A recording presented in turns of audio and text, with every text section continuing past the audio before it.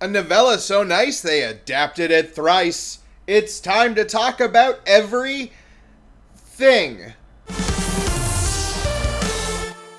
Who Goes There is a 1938 novella by John W. Campbell. Like many influential stories of the time, it was first published in a monthly science fiction magazine. These magazines were usually called things like Amazing Stories or Astounding Stories or Stories That'll Just Blow Your Goddamn Mind. The novella, which is like a novel with way less padding, told the story of an Antarctic research team who encounter a shape-shifting alien. It's remarkably ahead of its time, and its isolated setting and devious aliens would set a template followed by many a story after. However, it wouldn't see an official adaptation until 1951, when it was turned into a schlocky monster movie. And the first movie on this list. Let's talk about Howard Hawks' The Thing, From Another World.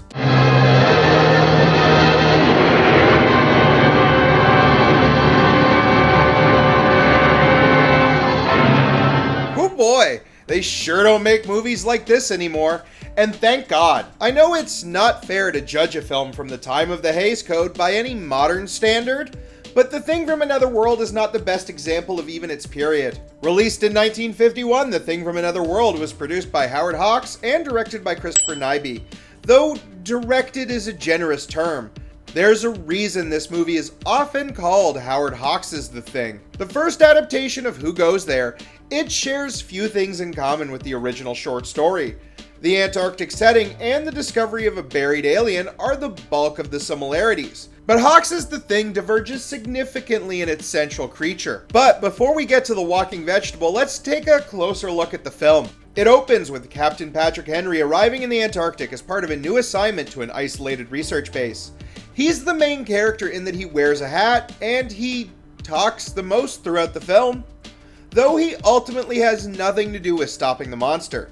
The final plan isn't even his, and he seems mostly confused by it. Captain Henry is a pilot and the leader of 4 identical millhouses that follow him around throughout the film. The reason for his arrival is because the Air Force has detected a massive object crash landing in the polar ice. After a few endless scenes containing over-explanations and heapings of casual misogyny, he organizes a team that includes an ornery mad scientist, a few of his millhouses, and a girl. Yes, this movie has women. 2 of them even. Do they get to do anything that affects the plot? You better believe they don't.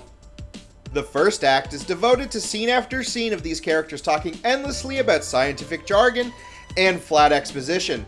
Outside of mad scientist Dr. Carrington and love interest Nikki Nicholson, I don't get a sense of anyone's personality.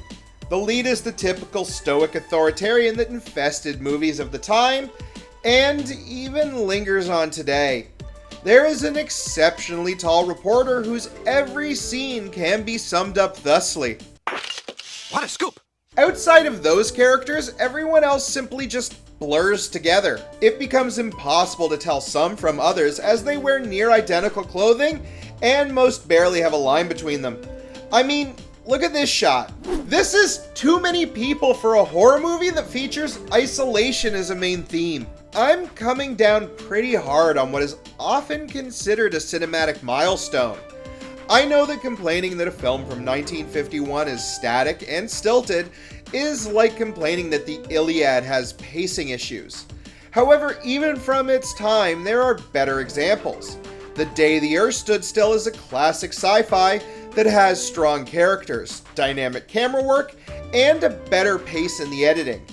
That's a golden age sci-fi so good that when it was remade, everything was somehow worse. Not so when you compare Carpenter's version to this one. That's not to say this film is devoid of any good scenes. The film's most effective comes when our finger quotes heroes finally make their way to the crash site. They marvel at the size and speculate about what kind of craft it could be. They then use their bodies to outline the shape of the frozen vehicle, slowly realizing that it's a flying saucer. This scene is tense, well-paced, and the music actually highlights the suspense. It's the film's most iconic shot for a reason. The Carpenter remake alludes to it with a bit of found footage, but the 2011 prequel really missed out by not taking the opportunity to recreate it. The scene still remains firmly property of the 1951 film. However, the next scene is one of the film's stupidest. Let's say you found a perfectly preserved alien spacecraft that, as Dr. McCrazy explains, a few minutes from now, we may have the key to the stars. 1,000,000 years of history are waiting for us in that ice. What would your next steps be? If you answered blow it the hell up, then what the hell is wrong with you? Without even knowing what this thing uses for fuel, they lay thermite charges around the ice to melt it away. Not understanding how thermite works, they blow the whole thing to so much space dust. Fortunately, they get a consolation prize in the form of a frozen alien body. They carve out a familiar looking block of ice and bring it to the outpost, where they have endless conversations reiterating things the audience already knows in some of the most stilted dialogue this side of a Pure Flix movie. Eventually, some idiot thaws it out with an electric blanket. By accident. Somehow. Naturally, the thing wakes up.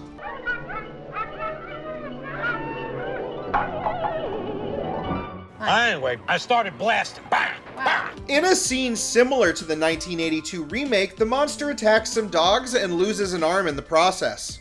I'll point out how, from this alien's perspective, they crashed, were frozen, woke up, and were immediately shot and then attacked by dogs. Hardly seems fair.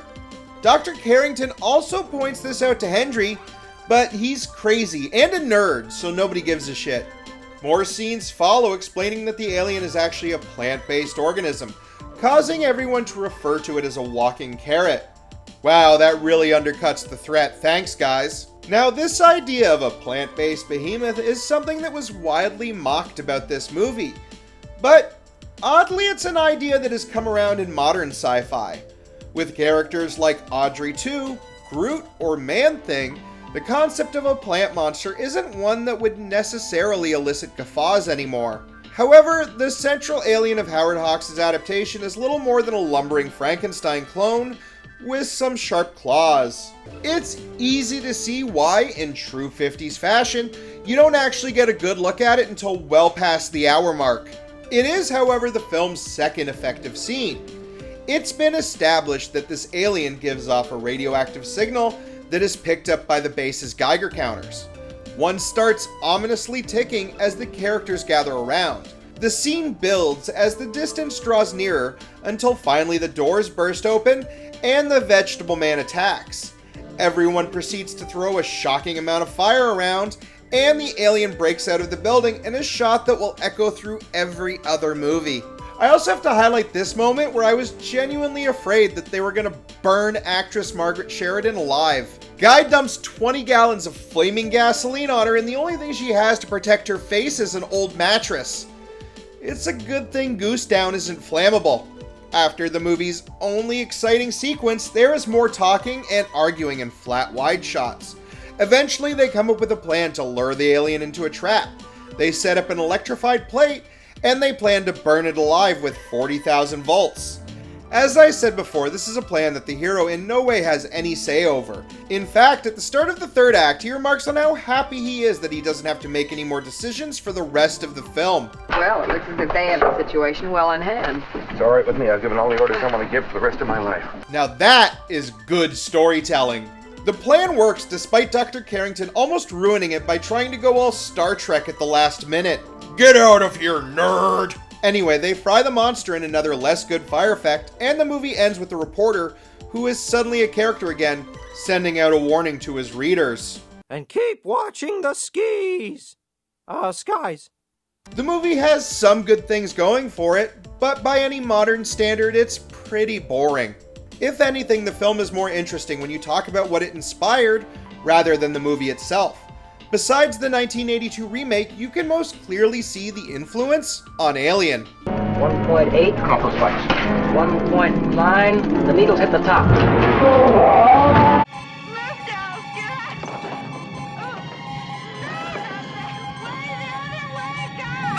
Its setting also helped the movie stand apart from its contemporaries.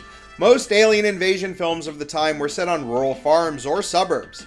The Antarctic outpost gives the movie a distinct look, especially in the latter half. Overall, though, this isn't that good of a movie, especially if you have more modern sensibilities when it comes to science fiction and horror. If you want better examples of the genre from this time, go watch Quatermass in the Pit, or even Forbidden Planet. The Thing from Another World gets a 2 out of 5. Yeah, this one wasn't that good, especially when the remake is so much better. Wow, how often do you get to say that? I guess that brings us to...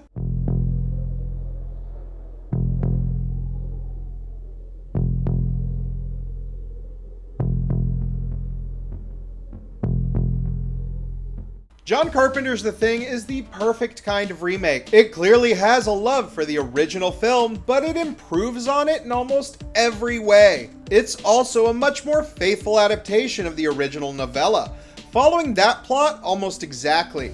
It also shares most of the same characters, while the closest the 1951 film comes is the brief mention of a dude named Mac. Carpenter was cementing himself as a master of horror and tension at the time.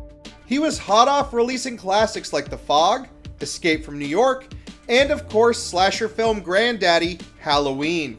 His mold-setting film even featured a cameo from Howard Hawks' original movie, being featured on the TV several times. In fact, it was for this reason that I saw the 1951 film before the Carpenter remake. These scenes in Halloween, coupled with my absorbed understanding that The Thing was a really good movie that I hadn't seen, made me take note when Space Channel promoted a midnight airing of the black and white monster movie. Little kid Chris excitedly stayed up all night to catch the TV broadcast. I remember liking the movie a lot more at the time, but I also loved the Double Dragon movie, so my opinion was pretty suspect. Thankfully that's changed, and my opinions about movies are all completely right, all of the time.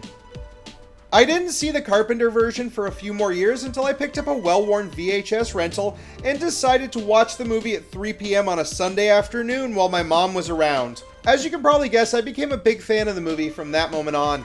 I'm not going to go over the plot of the remake as much because it's Carpenter's The Thing. Y'all have seen it. However, there are a few things I want to highlight about the movie. Much has been made of the gory and grotesque effects over the years. It's a well-known story that effects master Rob Bottin worked himself right into a hospital bed for exhaustion, and every moment of that obsessive drive is on the screen. His goopy and detailed monsters still hold up, even by modern standards, and in the case of the 2011 film, even surpasses it. The biggest standout of his work, however, is the sequence involving Norris and his detachable head. This scene even contains an unintentional homage to the original film, in that the actors all almost burned to death here too. The flamethrower didn't react well to all the latex and rubber cement, and the resulting blaze very nearly immolated the entire set. It also shares this mishap with Cameron's Aliens, by the way. And from that day on, James Cameron decided that if anybody was going to die on his set, it would be from drowning. The Thing itself is wildly different from the Vegetable Man of the 1951 film. It is, however, a faithful adaptation of the alien featured in the 1938 story, Who Goes There? Who Goes There, as the title would imply, is a story of paranoia and trust. The shape-shifting alien of the novella also copies its victims and replaces them. Carpenter and Bottin chose to interpret this as a being that almost has no true form. Every time a thing is revealed, it continues to mutate and unfurl throughout the scene. It really feels like there is no end to the abominations it could become. It's also unique for a movie monster in that the Thing isn't much of a stalker or a chaser.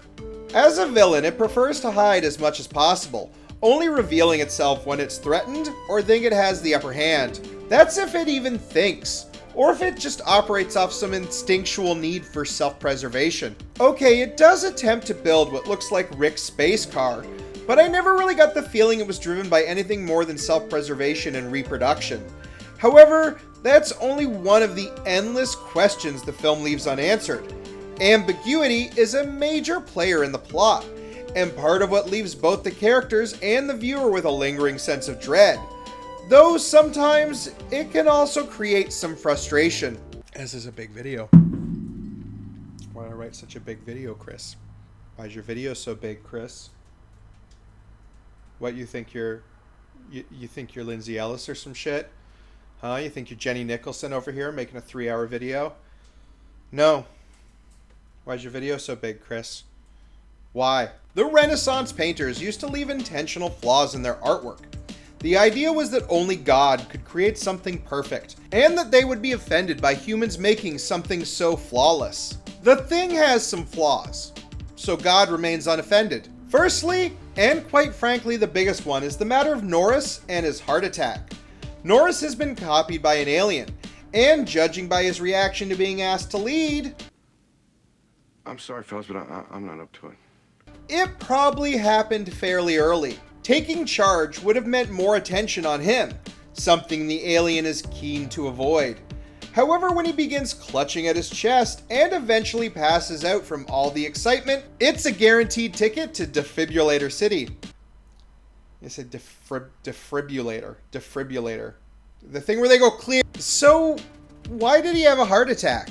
Did the Thing copy him so exactly that it also copies his angina? If the heart attack was a planned move, then why was he starting to have it when no one else was around to see? If it's unintentional, then why didn't the Thing just spit its own heart out and grow a better one? Of course, this all dances around the biggest question about the Thing, the monster. Did Norris even know he was a thing?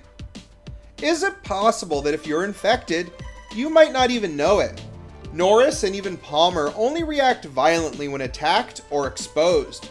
Until that point, they are indistinguishable from their former selves in personality and appearance. Was the replication so good that even their thoughts remain the same? Blair throws a massive wrench into that theory. This guy acts sus so many times, and his actions in building the space car and hunting the rest of the survivors show that he's thinking as a hostile alien and not a brusque surgeon. Are things like sleeper agents only activated when they are threatened? This is a hotly debated question amongst fans, and one we'll probably never get the answer to. It's not even necessarily a flaw, as it adds to the paranoia. How can you trust that your buddy isn't a thing when you don't even know if you're not one too? There is also the matter of Fuchs' death. He is last seen wandering off into the dark after a strange noise and shadow. His body is later found by McCready & Co., burned to a crisp. It's left unanswered, but the real reason for the ambiguity is editing and reshoots. Originally, Fuchs was supposed to be found pinned to a wall with a shovel, far more straightforwardly killed by the alien. Carpenter chose to excise this and reshoot the scene with the burned corpse, which in retrospect has a much more on-the-day feel to its decision-making. I know why he cut this original death, because firstly, it's pretty goofy looking. It also would have drawn unnecessary parallels to Halloween and its wall-pinning kill. The biggest problem though is it turns the alien into more of a traditional slasher, looking to stab the station crew one by one. The new scene works better, but it feels like one of the sloppiest additions to the film, raising more eyebrows than arm hairs. The movie's final, and in my opinion least objectionable flaw, is this big floppy dummy. Look at him flop. Is that thing filled with straw? Carpenter's The Thing is a damn fine movie. It's too bad no one thought so at the time. Savaged by reviewers for being too gross and nihilistic, it flopped hard its opening weekend. The Thing is the definition of a cult classic, however, as VHS and later DVD sales gained the film a much wider audience. It now stands as one of the best horror films ever made. It's known for its effects, its paranoia, and Kurt Russell's magnificent lion's mane. There is also that haunting score. This is one of the rare John Carpenter films not scored by the man himself. However, I guess if you can't get the master of synthwave, you could do worse than getting the guy who made this.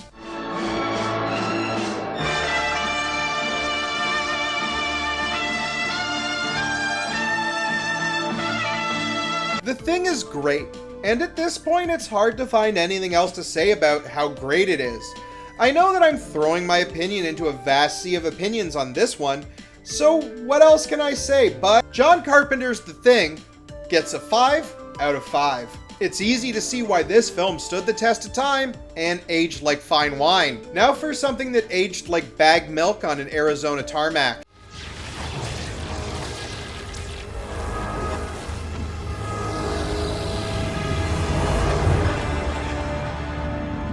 let's talk about the 2011 prequel to The Thing, also named The Thing.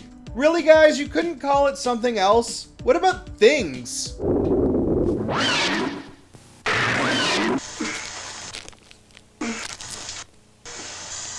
got 'em real good. Actually, you know what? Not that one. The Thing, which to avoid confusion I'll refer to as Thing 2011, is a movie that flirts with success in so many ways. But, rather famously, it was doomed from the start. Choosing to make a prequel about the Norwegian base seen in the first act of Carpenter's film is not a bad choice. It's always been a pivotal part of the lore, and it was even the setting of the classic PS2 era game, also named The Thing. And for those of you asking, no, I won't be covering that game yet, mostly because copies are still like $60. When it comes to the 2011 film, however, bad effects, dangling plot threads, and questionable choices hold the movie back in almost every scene. Before we get into all that though, let's talk about the plot. Taking place in the winter of 1982, a group of Norwegians use a very boxy snowcat to chase an odd signal across the Arctic tundra. It leads to a crack in the ice and the discovery of a flying saucer. We then get the famous title card. I didn't mention it earlier, but both the 1951 and 1982 film used the same effect for the title. A metal plate was made with the title carved in it. It was then wrapped in a black garbage bag. Placed behind a cloud tank, it was then hit with a blowtorch. It's simple and clean and makes for an awesome visual. The 2011 film has its own version as well, and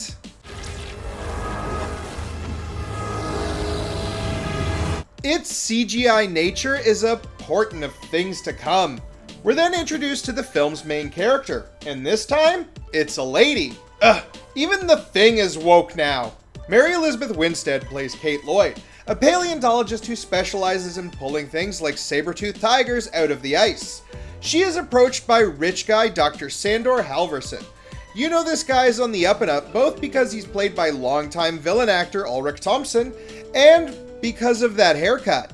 He invites her to the crash site to help pull the alien out of the ice. After a few quick scenes introducing Joel Edgerton as a helicopter pilot, and a cast of expendable Norwegians, including Tormund Giantsbane, she is then taken to the ship.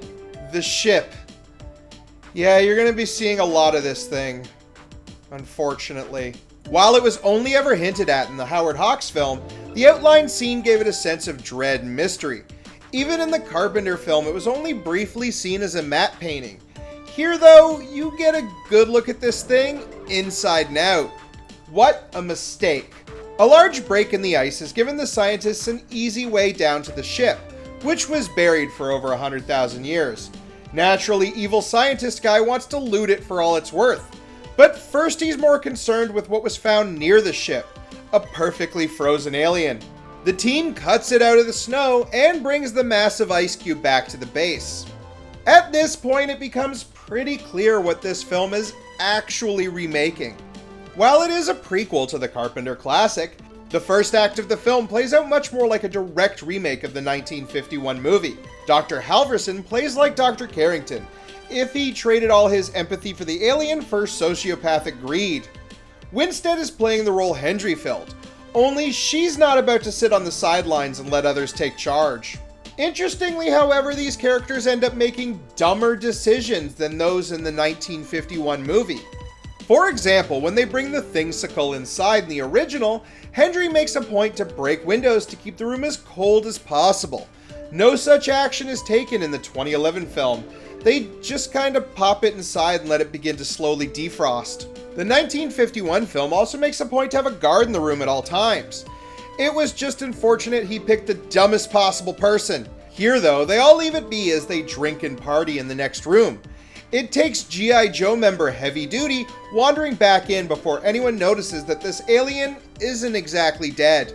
The alien escapes and immediately attacks some of the dogs, again echoing the 1950s film. It also grabs one of the Norwegian expendables. Call Arnold, I have an idea for a franchise. The rest of our finger quotes heroes arrive and burn the thing to death, effectively ending this truncated remake of the original. Incidentally, this is also when the movie takes a real nosedive. especially when it comes to the effects. The initial monster attack still utilizes a lot of practical work and shadow. The creature flailing around under the cabin actually looks really good, especially in some of the close-up shots. It's one of the only surviving effects from Tom Woodruff Jr. and his team. Woodruff has been known for decades in effects circles. He started out as an apprentice under Stan Winston, for God's sake. In a truly heartbreaking story, Woodruff and his team were hired to create the effects for the prequel. It's safe to say that if you got into crafting movie monsters anytime after 1982, you were at least partially inspired by Botton's classic work. So being asked to once again bring the shape-shifting replicator to the big screen is no small honor.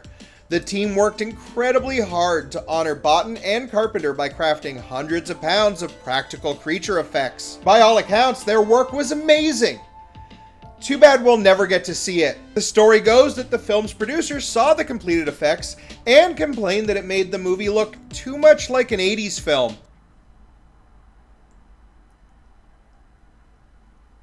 Yes, and in one of horror's dumbest and most unforgivable decisions, he had every monster replaced with a peak of early 2010s CGI, which you only have to look at to see has aged far worse in a shorter period of time than anything from the Carpenter movie.